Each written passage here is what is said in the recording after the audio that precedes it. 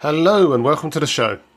I'm your host, Jason Knight, and each week I'll be speaking to some of the best minds in tech, UX and product, listening to their stories, finding out what makes them tick, and hopefully learning a thing or two along the way.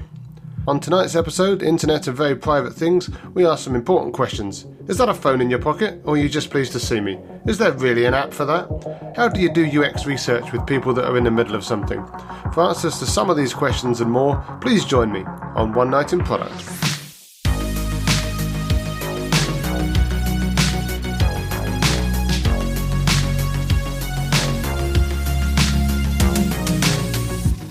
My guest tonight is Ansh Bagri, an ed tech enthusiast, product manager turned product designer with a focus on creating human-centered experiences. Currently working at Vibio, who we'll talk about in a second. How are you, Ansh? I'm good, Jason. Thank you for connecting me. How are you doing today? I am doing very well, thank you. So, as we said, you've got a strong focus on creating human-centered experiences, and I think it's fair to say that you're putting your money where your mouth is, because let's not beat around the bush here, but Vibio is a sextech startup Yes, who make remote control sex toys. that's So correct. some kind of internet of very private things. Internet of very private things, yeah. So I guess my very first question would be, how did you get into that? So interesting story. It's a long story of how I actually ended up in product design, right? So I've had a business background, straight out of college, doing a bachelor's degree in marketing and management, but diving, into a market research analyst role straight out of college. So I have like a very deep uh, research background, I would say. This company, I conducted a lot of ethnographic studies, focus groups for consumer electronics products. So consumer electronics was my first point of contact, like as an industry back in 2011 as a fresh graduate. So I've always been intrigued by that industry and trying to understand, user pain points when it comes to using products like that. But having had experience as an entrepreneur myself in e-commerce retail, and then as a product manager in the fitness and wellness space and the ed tech space, tech was something I got really enamored by, right? Like with my starting off with research, and then my own startup, and then ed tech and sex tech and femtech were industries I was very interested in, partly because of the impact they're trying to create with innovative products like this. And it's all the more necessary right now because of the current climate and how um, you know sometimes, and I know a lot of people in my network as well, couples who are not together right now because they are in different countries, different continents, because of the lockdown. And this product is essentially trying to resolve that issue, where partners can use an app controlled sex toy irrespective of where they are geographically located, to still be connected. And it's in the femtech space, so it's more catered towards women. And the underlying thought process behind the product is to get people to talk about sexuality and pleasure more openly, just like you had topics like mental health, which were not very mainstream say 10 years ago, and now it is, right? And you want people to talk about this as well. And this is one of the primary reasons I'm working with this company right now. So I mean, and that's clearly an amazing effort, and I think you're right that in the current situation where we've got these kind of dispersed people and stuff like that, I think it sounds great. But so just to clarify, we're talking about like a I don't know, let's say a guy in Delhi and his wife in London, and he's controlling the sex toy from his hotel room. Yes, that's correct. It basically mirrors Wow. the experience on a smartphone for you and your partner, and you can control it from wherever you are. So yeah, it's quite the product for the current times. So I'm assuming you don't get to do a lot of live testing with this stuff, though, because that sounds a bit much. But the I guess the user interviews must be fascinating as well. Yes, user interviews are fascinating. You'd be surprised the number of people from our surveys who want to come and talk about this. We thought it would be a big challenge to get people to talk about it, but clearly there is a need for something like this in the market, and we have like overwhelming numbers of people who want to come out and talk about it. So it is a little tricky in the sense that it's a new space for me as well, and whatever I've read about and learned about user research, you need to be very humble about research and approach it with humility, that you don't know much about it. And it's not like a product in the femtech space is something I knew about very well. I had to do my research as well. So there were a fair few challenges, but unfortunately the project is under NDA, so I cannot give a lot of details. Yeah, I don't want them. Yeah. No, but no, I obviously don't want you to give away any trade secrets. But no, it's just I guess it's a fascinating space, and it just sounds like a thing that, whilst really admirable, would for me certainly be, and probably for most British people, and probably most just because British people have a very they're very kind of bad at talking about stuff like that. Yeah. It just feels like that would be a really tough gig. But Yeah. but it sounds like from what you're saying that actually that's going pretty well for you. Yeah, that's going pretty well. And another point I probably missed out, of why I'm working with this company is also because growing up in a country like India, where this is still such a big taboo, just talking about sexuality, right? And especially for women, right? They've had it really really tough, because India as a country, back in the really old days, you're talking about the days of the kings and the queens. These topics like menstrual cycles and sexuality were just like big taboos. Women weren't allowed to talk about it. So it's something that has been like very something I'm deeply passionate about to try to solve. And yeah, maybe I've spoken to the founders of the company and uh, try to address some of these things in a developing country like India as well. So are you primarily focusing on like the Western markets at the moment and like the UK, or are you already international? So currently the Western market, so the UK is the main focus right now, but then the US would also be something that you'll be looking at for a product like this. Wow, cool. Yeah. And I normally ask this question more towards the end of an interview, but feels like this is something that we need to get out of the way. Is how would you explain your job to a friend, your specific current job, the job that you're doing right now, not just product design, but how would you, to a friend or family member, explain your job? Interesting question. And I always stumble when I try to answer this, but I'm going to take the best tab I can at it right now. It just feels really much more spicy with Yeah. the specifics and like you say, the taboos. It just feels like an interesting thing to try and pitch. So I'm interested in your response. So whenever I try to explain this to my parents, they still think that I design, like I'm a graphic designer and I design apps. But that's I like to describe myself as someone who is kind of like the mediator between the business goals of a company and the user needs of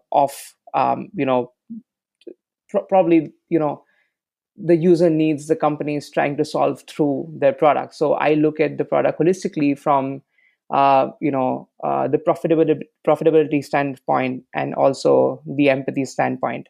So I'd like to describe myself as the middle ground between the user and the company. And that's a great answer, but it sounds like you're kind of glossing over. You probably don't go too much into the specifics of the problem you're solving, I guess, would be the safest bet in that kind of conversation. Yeah, probably. And I have to ask, do you get a staff discount, or do you have to pay as much as everyone else? I have to pay as much as anyone else. Yeah.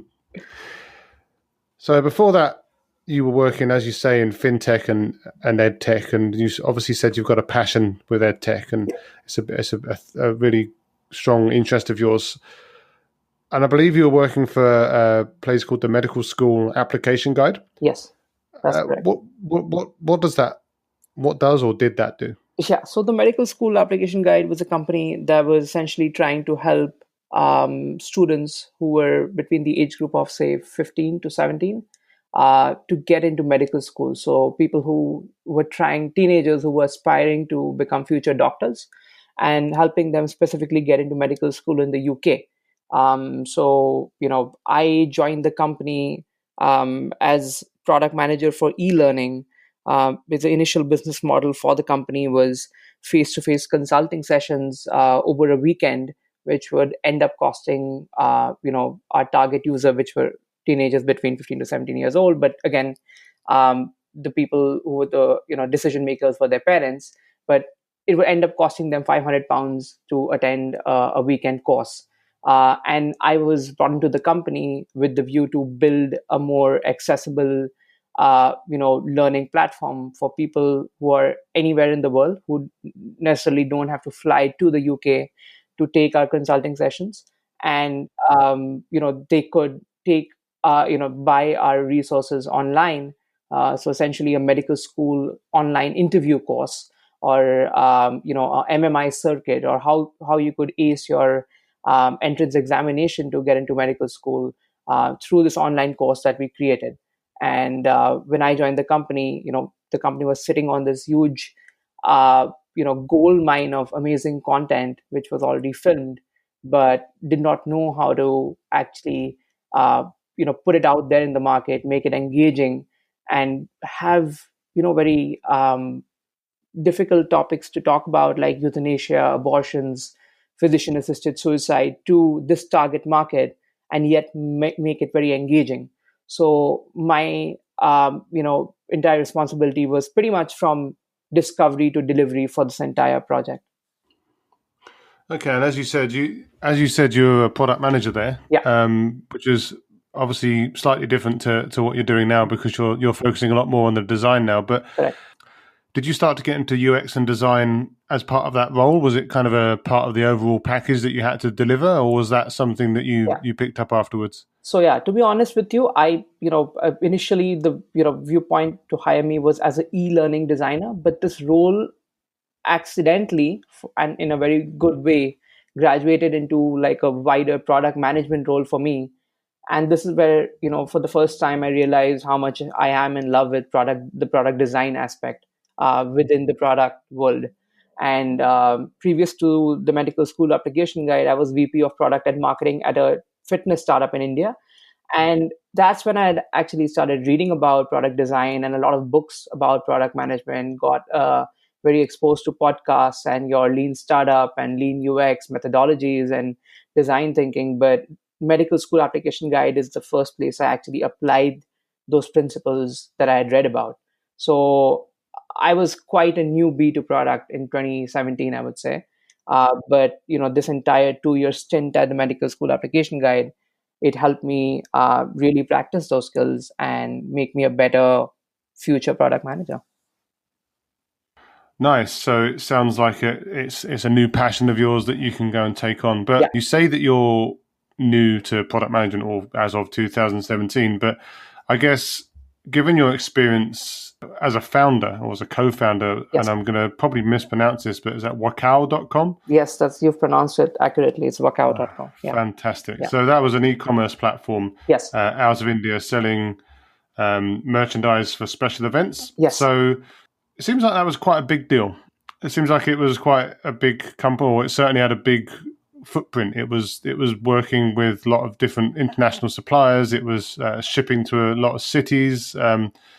That's going to give you a really good grounding in a lot of kind of product management and obviously kind of company management. But it feels like you kind of switched tracks in a way, because you founded a company, you've started it up, you've scaled it to some extent. And what then made you kind of switch tracks and take roles in other companies? Because obviously the cliche, of course, is that there's the entrepreneur, and the entrepreneur is an entrepreneur for life and can't work for other people. Yeah. So the honest truth is, and I tell this to everyone, since you're on the topic, Wacao.com was one of my most successful failures. It was a humbling experience. But I learned a lot, and I'll touch upon that. But essentially, the idea came to me when I was in Singapore, had a good stable job as a fresh graduate as a market research analyst, and I could have scaled the ranks in that company. But have always been very entrepreneurial, even as a child, as a teenager. I, had my first paid job as a professional dance choreographer and started my own, theater production house at the age of 15 and 16. So I've always had that creative streak in me and that entrepreneurial side in me. So, and, there was something about working in Singapore that time, and then this nationalist feeling to go back to India and try to take a stab at my own startup, like my own idea. And the idea generated from a very simple thing. I was in India in 23rd, end of 2012, trying to throw my niece her first birthday party, right? And realized that you don't have the kind of products and services to throw a party like a themed a Disney character theme party in a country like India. And I thought there is a need for something like that in the market. And within a few months, we found a co-founder for this idea and started a initially B2C e-commerce platform where we were very brick and mortar, and we were stocking and selling.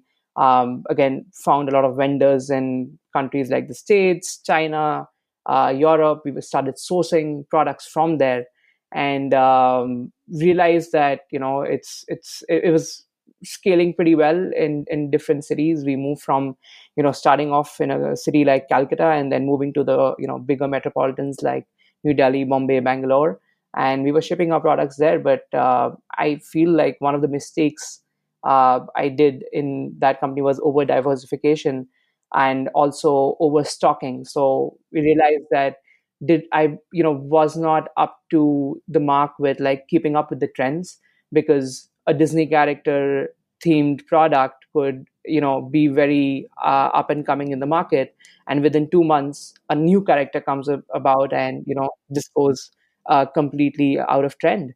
So that was one mistake. And you had a boom of e-commerce marketplaces with companies like, have you heard of this company called Flipkart? Yeah, and obviously Alibaba from China venturing into India. And how do you keep up with these players, right? Like in such a saturated market, and that was a big problem. And we tried to pivot our model where we, obviously we were sitting on a lot of stock, and that was a big pressure. But we tried to pivot our model where we started, tying up with stay-at-home mothers to make, personalized products instead of stocking and selling and trying to just be dependent on countries like China or the States to source our stuff. But it was probably too little too late by then, and I realized that it's better to not be attached to your idea. So yeah, I had to wind things up, sell off all my stock to the best of my abilities, and look for my new challenge, which came about in the form of VP of product and marketing at a fitness startup.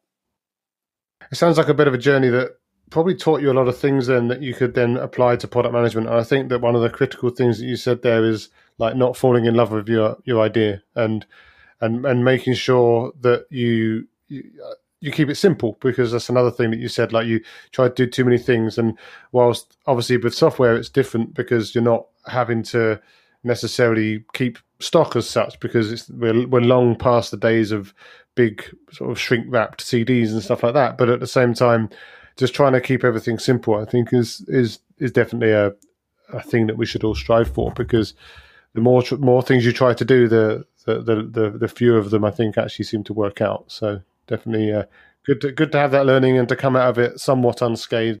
Yeah, somewhat unscathed. Yeah, for sure. Yeah, well, I'm sure there's always a certain level of scathe when you come out of those things, but yeah. you're still walking, you're still upright. Yeah, you're still here. Yeah, correct. That's correct. Thank you for keeping my spirits up. That's what I do. So that's interesting as well. Talking about your first job as a professional dance instructor. Yeah, A bit of a shift from both creating an e-commerce platform and also the work that you've been doing since. So, how did that come about? And was that something that has taught you anything, or was it just a passion from your youth, which you then replaced with a job that could, pay more bills? yeah. I mean, it's a mix, right? Like I think now when I tie my story to it, and when I talk to people, and I've genuinely deeply thought about how I can create my own story. And I think it all boils down to user delight, right? And leadership, where if you're on stage, you're trying to create this, scene, or you're trying to create this sequence, which, demands that applause from the people who are looking at you, or you're trying to create this amazing, delightful experience for your user or your viewer.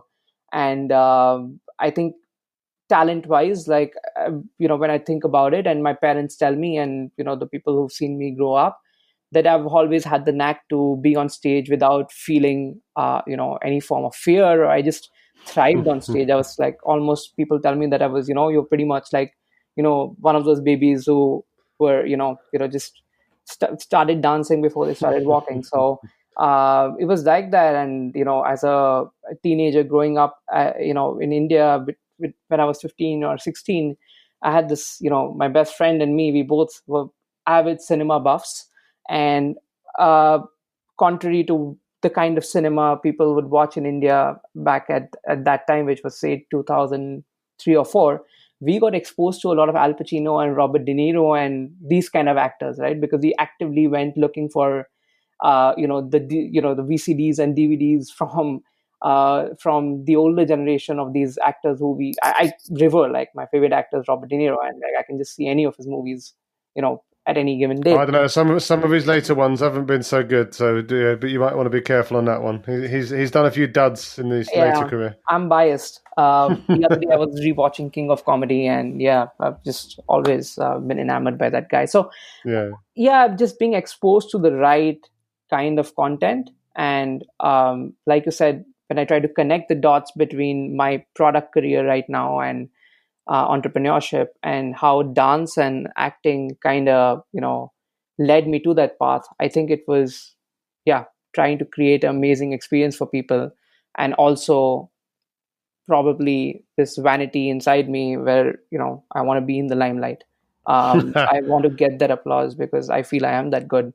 But I think product design and product management taught me a bit of humility, that you can't think about like that, because it's not a one act play with two actors, or one actor, right? Like, it's a big team, and you have to be a leader in terms of leading by example, and managing cross functional teams and things like that. So it's been a good experience learning from some of your talents and knacks that you had as a child, or as a teenager. And when you think about it on hindsight, you never know how those things end up actually helping you.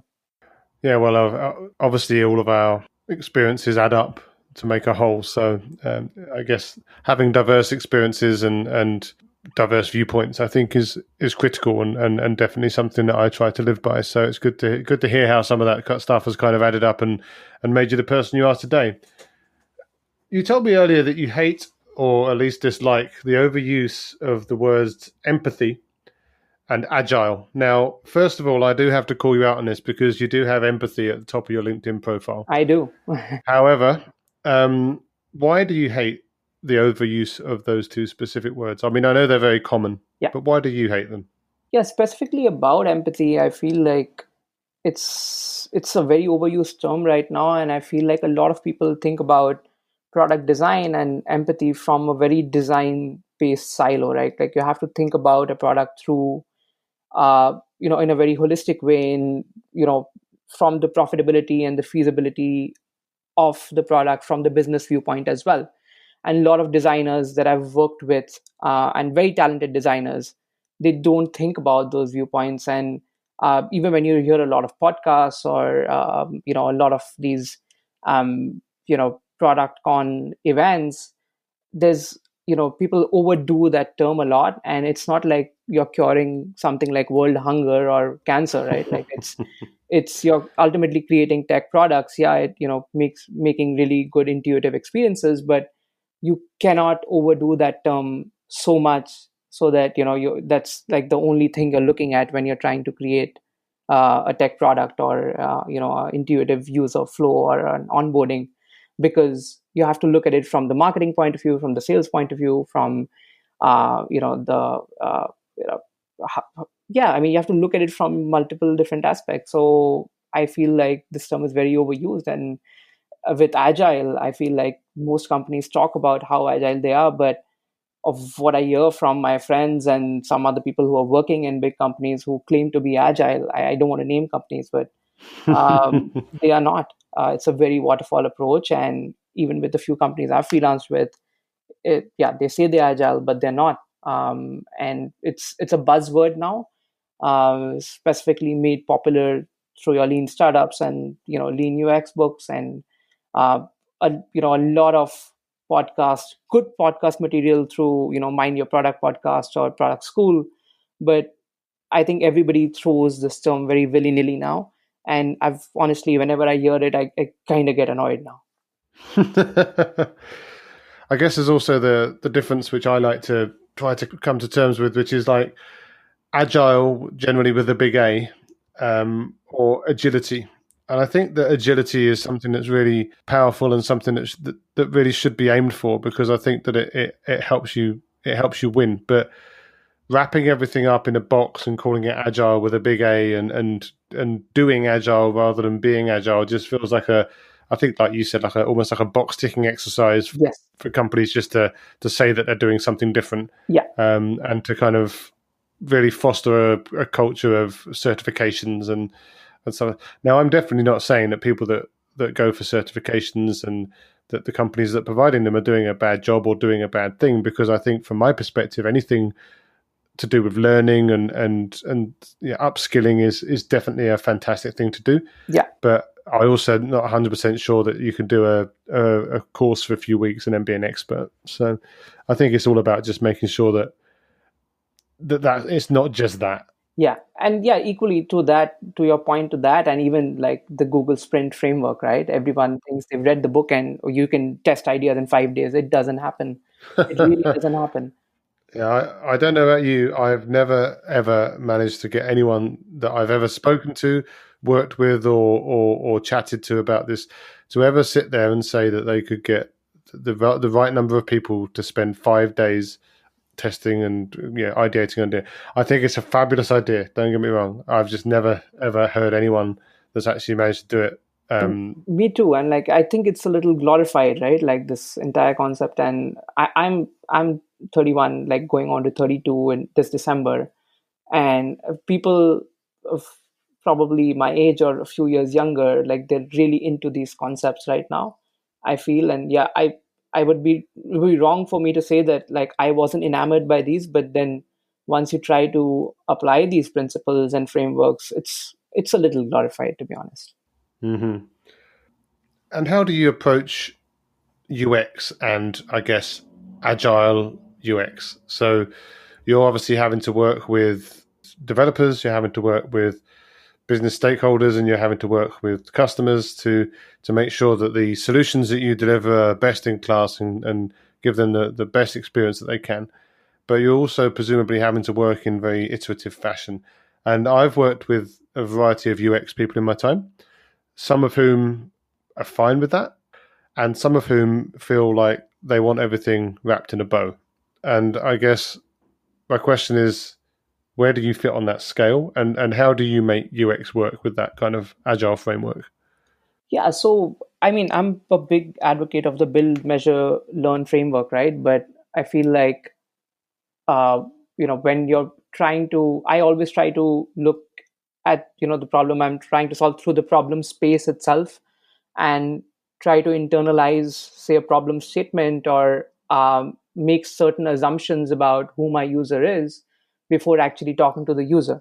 And when I make those assumptions, I want to run it by the key stakeholders at a very early stage, so that we are all aligned on the strategic vision of the product.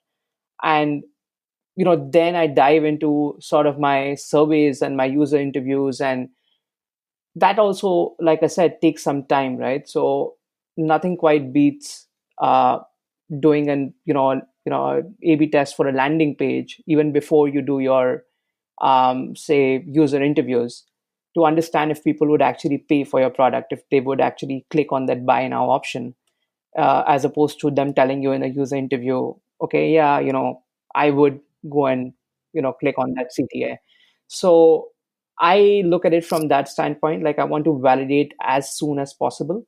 And I've learned it the hard way. I've made a lot of mistakes as a UXer also, where I haven't tried to, validate as soon as possible. And luckily, I've had very good mentors and teachers who've told me that, you don't need to interview 10 or 12 people. 4 or 5 people are fine, because ultimately then you start getting the same kind of findings and insights, and that time could have been used to design rather than you talking to multiple people, because a lot of times users don't know what they want, and you don't have to listen to the user all the time. Like, you don't have to listen, don't give them what they are saying, give them what they are doing. So in a moderated usability testing, you see, you try to track some performance metrics or behavioral metrics, more importantly, of where they are clicking, what they are viewing, things like that, right? And then you try to take that feedback to your team and try to really put your mind to it and say how can we actually make this experience better for the user? How will they actually trust us with this product? Why would they spend time creating an account on our app? Why would they trust us with their money if you're working in fintech, which is one of the products I worked on recently. uh, and if you have answers to those questions, right, like, then you go on, you build your product, and but keep your stakeholders in the loop throughout the process. And I use a lot of different uh, Likert scale workshops or dot voting workshops with my stakeholders, with the clients, to get them on the same page, so that we don't end up going on a different tangent altogether, which stakeholders haven't agreed upon. So it all boils down to good communication, I guess. Yeah, I mean, obviously that's a big part of any end of the product spectrum. We've all got to be able to communicate and kind of cut through the noise. Have you got any, aside from the stuff that you've just mentioned, which is obviously a really good summary, I guess, of your approach? Have you, if a budding product designer came up to you today, maybe just leaving school or just leaving university or whatever point that product designers start asking people questions about this stuff, what advice would you give to that product designer about how to start out? Yeah, I would first definitely tell them to understand the culture of the company they're working at. So don't go about saying, I do it this way. I'm going to create the persona first. I'm going to understand the user needs, motivation. I'm going to create a persona card. I'm going to create user flows. Maybe your company has already done a lot of amazing groundwork, and that work can help you in in the kind of work the company wants you to do.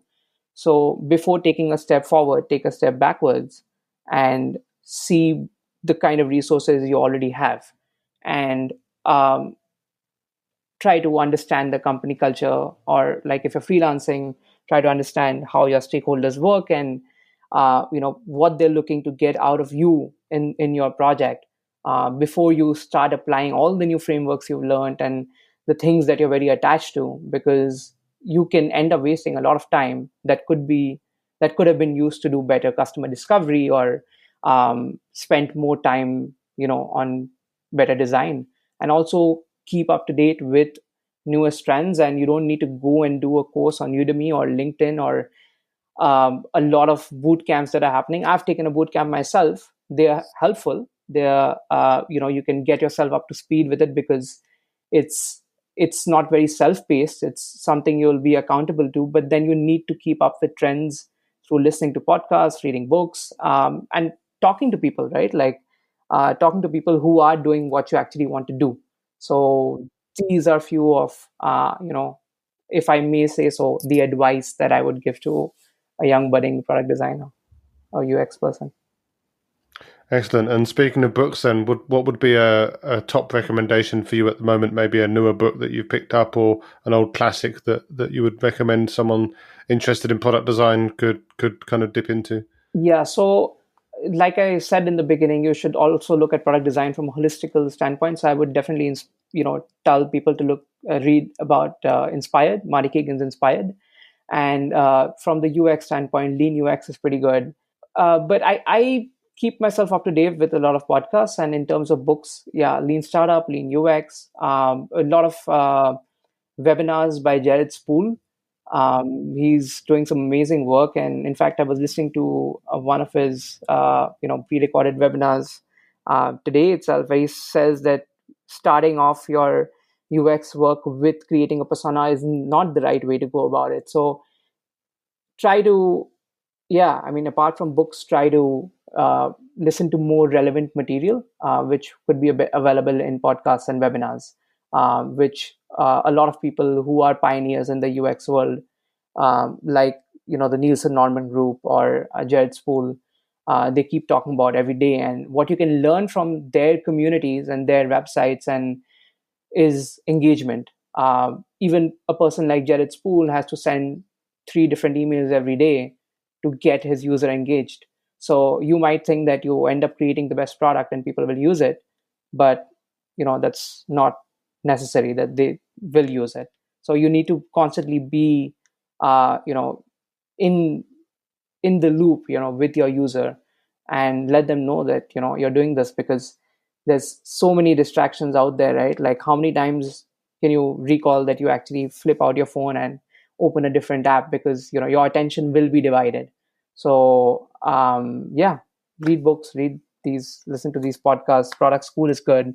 Mind the Product is great. For product management, This is Product Management by Alpha is pretty good. Yeah, there's so many actually. And there's more all the time. Yeah, more all the time. So where can people find you if they want to have a chat after this? I know they can get you on LinkedIn. So is that the best place to get you, or are there other places that you hang out? LinkedIn would be good, but I've recently created my own business Instagram page. It's called ansh.digital. So ANSH.digital. So you can find it there. So I try to post these After Effects style videos about the projects I'm working on. So a quick 15-second to 20-second teaser about what problem I'm trying to solve with this product or project, and kind of like a detailed case study link to that, so that people can look at it. Nice. So it's almost like a living portfolio. Yes, that's I will definitely be looking at that and linking that into the show notes. So thanks very much for speaking to me. It's been fascinating to get an insight into your world and some of the more interesting aspects of working in sextech. And thanks very much for spending the time. Thank you. Thank you for having me on the show, Jason. Thanks a lot. Thanks for listening. As ever, it's my pleasure to have your attention. If you'd like to come onto the show to talk about your experiences, please feel free to pop to the website, onenightinproduct.com, click the link, leave your details, and we'll be in touch. Otherwise, of course, I'd appreciate it if you shared, followed, or liked this podcast on the app of your choice. Tell your friends about me, and please come back for more on One Night in Product.